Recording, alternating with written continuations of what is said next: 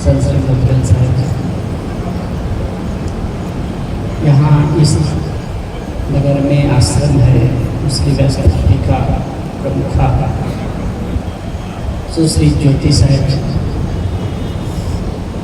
अर्चनी वंदनीय संत समाज, सम्मानीय सज्जनों, श्रद्धामती माता,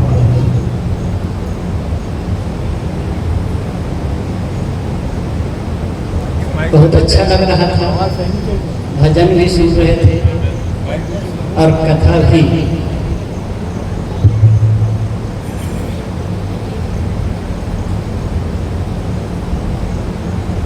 मैं साध्वी बहन को तो वर्षों से जानता हूँ, शायद 20-25 वर्ष पहले से भोपाल में कार्यक्रम होता था, सदगुरु अभिलाष साहेब जी आते थे, साथ में आना होता था, तो उस समय ये भी जाती थी। तो जब हम लोग भोजन भंडार बनाते थे तो कुछ सहयोग करती थी, बातचीत होती थी, तो पता चला कि साधना मार्ग में है। तो उस समय भी भजन गाती थी जाकर मंच में, वहाँ भोपाल के क्या नाम गांधी भवन में होता था। तो गुरुदेव जी के आने के पहले भजन होता था, तो भजन करते थे। और तब से बहुत दिनों बाद में तो बीच में स्पेस हो गया था। फिर बाद में पता चला कि भाई अभी अब रेगुलर आश्रम बन गया है और यहाँ वहाँ कार्यक्रम होता है। अच्छा लगा, एक नई जगह में नई शुरुआत करके, भक्त तो रहे, भक्त तो है ही, सत महात्मा भी है, लेकिन एक नारी वर्ग एक साहस के साथ, उत्साह के साथ आगे बढ़ी है, बड़ी बात है। छत्तीसगढ़ में जाएंगे तो वहां तो साधु और साध्वी होना सहज है। हमारे आदरणीय संत श्री मधुरन साहब हैं, आप लोग 2 भाई हैं, दोनों संत, और 2 बहन में एक बहन की शादी हुई है, एक बहन साध्वी, और घर ही आश्रम में। एक जगह और है तो 5 बहनें, 5 बहनें साध्वी, लेकिन और दूसरे क्षेत्र में थोड़ा कठिन होता है, बहुत प्रकार के बैरियर होते हैं रोकने वाले, लेकिन एक साहस, उत्साह, कहते हैं ना, दृढ़ता होती है, साहस होता है, तो उसे दुनिया में कोई नहीं रोक सकता।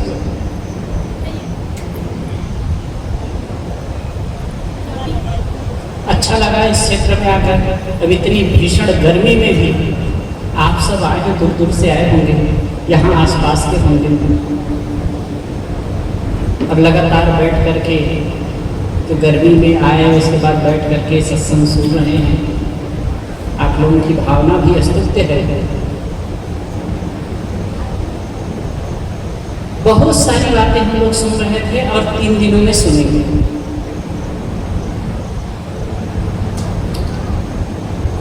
कुछ 2 बिंदुओं पर मैं थोड़ी चर्चा करूंगा। स्वर्ग और मोक्ष,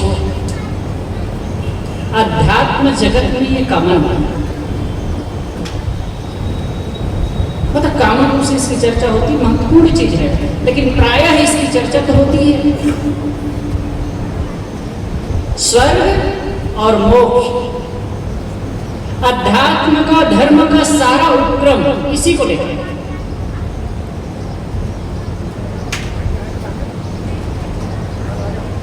लेकिन स्वर्ग और मोक्ष कब होगा? मरने के बाद। कब होगा? मरने के बाद। अमुक प्रकार से अनुष्ठान करिए, अमुक प्रकार से विधि विधान से रहिए, अमुक प्रकार से दान दक्षिणा करिए, अमुक प्रकार के ग्रंथ का पठन पाठन करिए, अमुक ईश्वर में आस्था रखिए, अमुक ग्रंथ में आस्था रखिए, तो आपका स्वर्ग होगा, आपका मोक्ष। चाहे आप जिस मत पंथ परंपरा में जाएंगे, ये बातें मिलती हैं। कभी कभी मुझे लगता है कि मरने के बाद की चर्चा क्यों, इस जीवन की चर्चा क्यों नहीं? मेरा मंतव्य है, मेरी सोच है, आप इसी जीवन में स्वर्ग भी पा सकते हैं, स्वर्ग की अनुभूति कर सकते हैं, और इसी जीवन में मोक्ष की भी अनुभूति कर सकते हैं। जो आज नहीं वो कल कैसे? हमें चाहिए कि हम आज उस चीज को समझें। अभी हम सुन रहे थे भगवत दर्शन वाले का, दुर्योधन को भी भगवान का दर्शन हुआ, रावण को भी दर्शन हुआ। क्या हुआ? अभी मास्टर साहब ने जो भजन गाए उसके पहले एक साखी कही, कृष्ण समीपी पांडवा गले ही बारे जाए, लोहा को पारस मिले तो काहे काई खाए। कृष्ण समीपी पांडवा, पांडव लोग कृष्ण के समीप में हमेशा बने रहे। जीवन के प्रत्येक कार्य को उनसे पूछ करके कर रहे थे। कोई भी महत्वपूर्ण काम करना हो तो कृष्ण महाराज से पूछ करके करते थे। सुख दुख के साथी थे कृष्ण।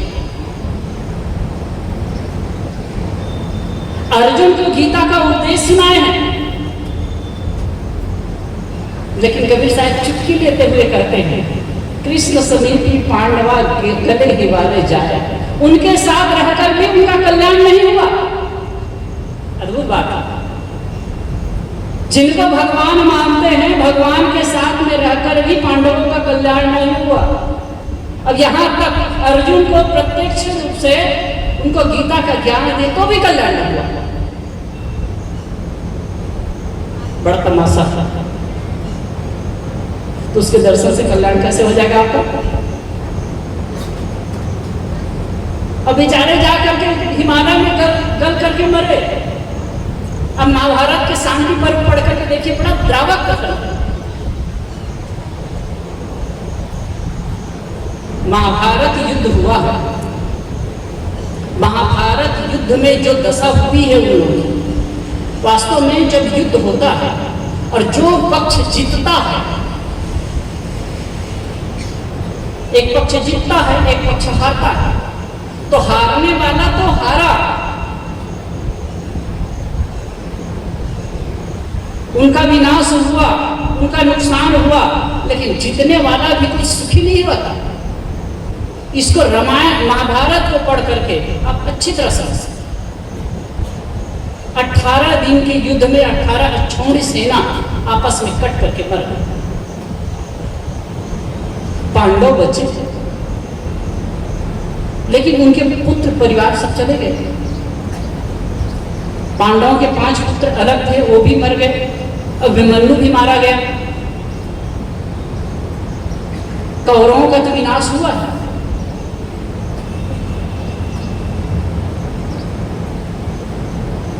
दुखी दुखी दुखी जो युधिष्ठिर है वो मनस्ताप में जलते हैं, पीड़ित होते हैं और कहते हैं इससे अच्छा तो हम भीख मांगे खा लें। वो एकदम मनस्ताप में जलते हुए कहते हैं कि अब मुझे जीना गवारा नहीं है, मैं जीना नहीं चाहता, मैं राज सिंहासन पर बैठने की इच्छा नहीं है, मैं नहीं बैठूंगा। बहुत मनाया समझाया जाता है।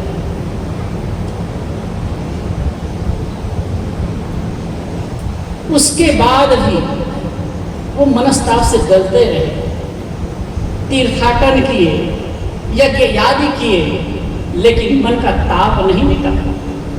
कृष्ण महाराज साध बने थे। अंततः हिमालय में जाकर के गए के साथ, मैं अपनी कल्पना से नहीं कह रहा हूं, आप महाभारत पढ़ करके देखिए। हमारे यहाँ 2 महाकाव्य है, एक रामायण और दूसरा महाभारत। अब दोनों का जो अंत है दुखांत है। रामायण के अंत देखिए तो रामायण में है कि अयोध्या में सांस लेने वाला कोई प्राणी नहीं बचा। जब श्री रामचंद्र जी सरयू में प्रवेश किए, कहानी मैं नहीं कहूँगा, वो कहानी कहूँ तो उसी में फिर चला जाएगा। श्री रामचंद्र जी जब सरयू में प्रवेश किए, उसके साथ में सारी अयोध्या नगरी के लोग प्रवेश किए। राम लक्ष्मण बिल्कुल अंग-संग लगे रहते थे। ऐसा बानक बना कि लक्ष्मण को देश निकाला देना पड़ा श्री राम जी को। फिर बात हुई, नहीं, मृत्युदंड की बात आती है कि भाई कहानी तो सुनी हमने, थोड़ा सी कहानी। एक सज्जन आते हैं, काल वेश बदल कर आते हैं, राम से चर्चा करना चाहते हैं, राम के साथ चर्चा करना चाहते हैं, लेकिन कहते हैं कि देखिए आपके साथ में हम चर्चा तो कर रहे हैं, बीच में कोई दूसरा व्यक्ति ना और कोई दूसरा आ जाए, गुप्त चर्चा थी, दूसरा कोई आ जाए तो आपके हाथ से वो प्राणदंड का भागी हो, आप उसे हाथ से, अपने हाथ से मृत्यु दंड देंगे। बात तय हुई। अब लक्ष्मण को गेट पर रखा गया कि भैया देखो कोई आने ना पाए। अब इसी बीच में बात तो पूरी, बात चल रही थी, पूरी हो गई थी, लगभग उठने वाले थे। इसी बीच में दुर्वासा आ गए और दुर्वासा कहे मुझे राम जी से मिलना, आवश्यक काम। लक्ष्मण कहे कुछ देर रुक जाइए, अभी कोई आवश्यक चर्चा कर रहे हैं, फिर बाद में जाकर के मिल लीजिए। तो दुर्वासा ऋषि, दुर्वासा जो हृदय में जो दुर्भावना रखे वही दुर्वासा है, क्रोधित आदमी। तो कहे मुझे जाने दो, नहीं तो अभी मैं पूरा अयोध्या को लड़ दूंगा, तहस नहस कर दूंगा।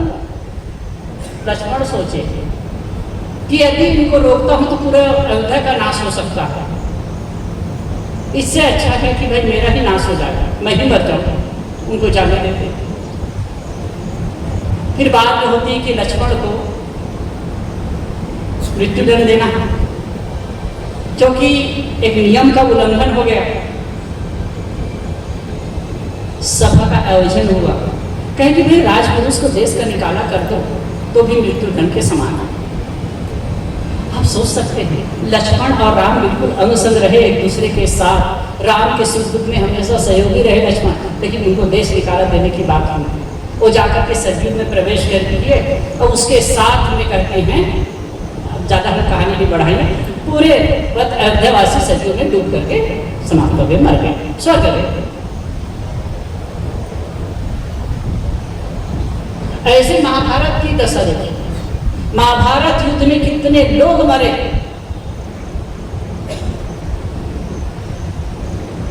करोड़ों की संख्या में। मैं एक जगह कहीं लिखा था 66 करोड़ से ऊपर लोग मरे। मतलब ये तो कभी जगह है, लिखते हैं कितना क्या है, लेकिन द्रावक कथन है। अब उसके महाभारत के 36 वर्ष बाद यादव कुल का भी नाश हुआ, वो आपस में कट करके मर गए। तो दो महाकाल और दोनों का दुखांत। तो कृष्ण के साथ में पांडव लोग रहे, वो भी अशांत रहे। कृष्ण समीपी पांडवा गले हिवारे जाए, लोहा को पारस में काहे खाई खाया। लोहा को एक कवि जगत में प्रचलन है, लोहा को यदि पारस पत्थर मिल जाए तो वह सोना हो जाता है। पारस पत्थर के स्पर्श से लोहा सोना हो जाता है।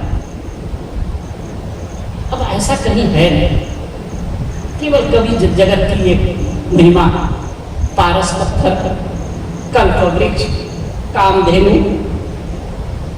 नेपाल में गए थे, कामधेनु है, वो एक गाय लगभग 12 साल से दूध दे रही। एक बच्चा थी, उसके बाद 12 साल से वो दूध दे रही है, 4-5 लीटर हर रोज।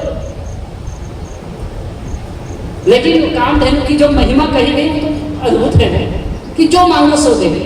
वैसे कल्पवृक्ष की बात है, जो उसके नीचे जाकर के जो कल्पना करोगे, जो भावना करोगे, वो उपस्थित हो जाएगा। ऐसे ही पारस पत्थर, पारस ऐसा कुछ है नहीं, लेकिन जो चर्चा है कि पारस पत्थर के स्पर्श से लोहा सोना हो जाता है, तो भगवान के संपर्क में आकर के पांडवों का कल्याण क्यों नहीं हुआ? इससे स्पष्ट यह है कि भगवान के दर्शन करने से भी, उनके अंग संग रहने से भी कल्याण नहीं हो सकता। इसलिए दर्शन करके लाभ लेने की, दर्शन करके कल्याण या मोक्ष की बात छोड़ देंगे। तो ये दो चर्चा है, मोक्ष की और स्वर्ग। और अनेक संप्रदाय मत पंथ वाले एक प्रकार से एक भूमिका बनाया कि हमारे अनुसार जो रहेगा, हमारे इष्ट पर जो आस्था रखेगा, हमारे मत पंथ और परंपरा के अनुसार चलेगा, उसका ही स्वर्ग है, उसका ही मोक्ष है। साहेब जी ने बहुत सुंदर कहा है, कबीर साहब ने, होय दिहस जो चित न डोला। एकदम व्यवहारिक ज्वलंत प्रमाण के साथ में कहते हैं कि होय दिहस जो चित न डोला, मरने के बाद स्वर्ग है, बेकार की बात। मरने के बाद मोक्ष है, जाने दो उसको। साहेब एकदम व्यवहारिक रूप से कहते हैं इसी जीवन में स्वर्ग हो सकता है। होय दिहस जो चित न डोलावे, अगर चित्त आपका चंचल नहीं होता है तो आज यही स्वर्ग है।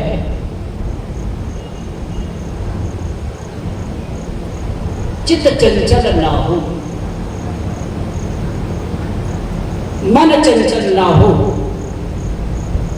जितना मन अशांत है उतना ही हम दुखी, जितना मन विचलित है उतना ही हम दुखी।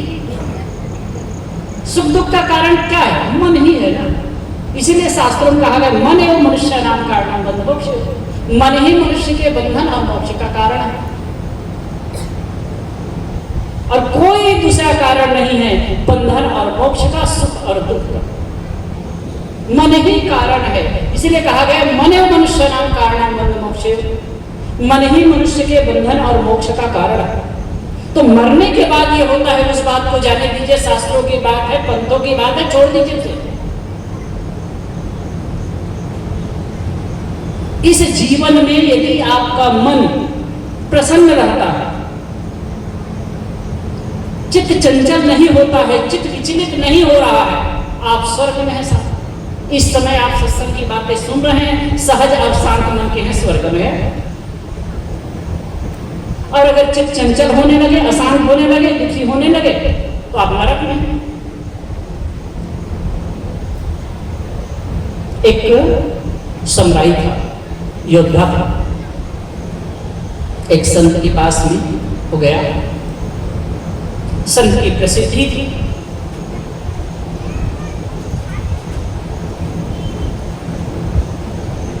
तो वो जाकर के कहता है कि स्वर्ग और नर्क क्या है, मुझे जानना है। पूछते हैं स्वर्ग क्या है, नर्क क्या है।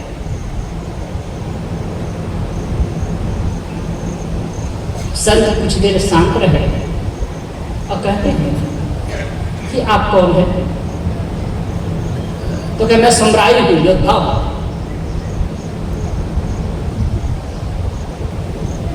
तो संत लड़पन से कहते हैं बाजू में तो कोई दम नहीं है, तुम क्या योद्धा हो सकते हो? बाजू में कोई दम नहीं है, तुम क्या योद्धा हो सकते हो? युद्ध में जाने पर तुम्हारे टांगे कांपेगी, अपने आप को योद्धा कहते हो? बहुत गुस्साया वो, तलवार तो रखा था, तलवार पर उसका हाथ आ गया मुठ पर, क्रोध से लाल हो गया और तलवार खींचने लगा।